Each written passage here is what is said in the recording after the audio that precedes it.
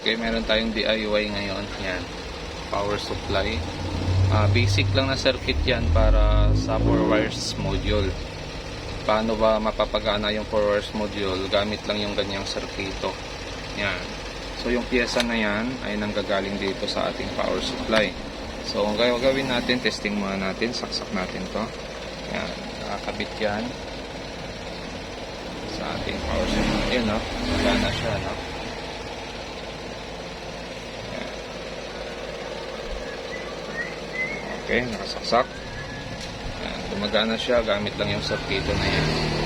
Okay, so susukatin natin kung ilang volts yung output nya. Check natin kung ilang volts yan. You know, 12.03. Okay, so yan, no, gumagana, no? Ngayon dito nanggagaling sa circuit na yan. So ang kinuha natin dyan, itong fuse nya kinuha natin, tapos itong coil dito kinuha natin. Ito hindi na natin kinabit. Yung number nito ay RT2001. Protection din yan, so pwede rin yan ikabit dito sa side na ito. Yan, pwede mo yan ikabit dito sa side. Protection din yan. Tapos yung kinuha pa natin dyan, itong kapasitor, tapos itong diode, tapos yung transformer, itong resistor 100K, itong kapasitor, saka itong diode. Yan yung sa primary section na kailangan nating buhayin. Sa secondary naman, ito yung kinuha lang natin, yung isang diode dito sa 12 volts. Yung sa backlight hindi na natin kinuha. So isang diode saka isang filter. Yan. So explain ko na ngayon sa inyo kung ano yung connection na ginawa natin dito.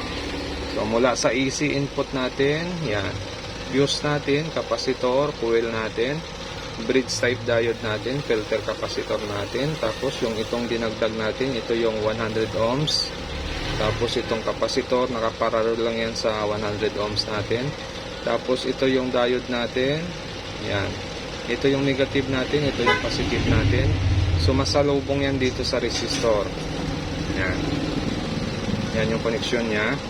Tapos ito naman yung grounding natin. Tapos yung positive ng kapasitor natin, nakakabit yan dito sa terminal na ito. Tapos yung out niyan dito, papunta na sa positive ng 4 wires natin. Tapos yung negative na yan, papunta yan sa 4 wires natin. Tapos yung dilaw sa kaasol natin, papunta yan sa 12 volts ng out natin sa secondary. So ganun lang ang connection. So napakadali lang kung kabisado nyo na yung circuit ng power supply. Madali lang i-install yung 4 wires. Walang kahirap-hirap i-install yan. So sana makuha nyo yung ginawa natin dito para sa mga newbie. Yan. So ganun lang, circuito na kailangan nyo sa 4 wires.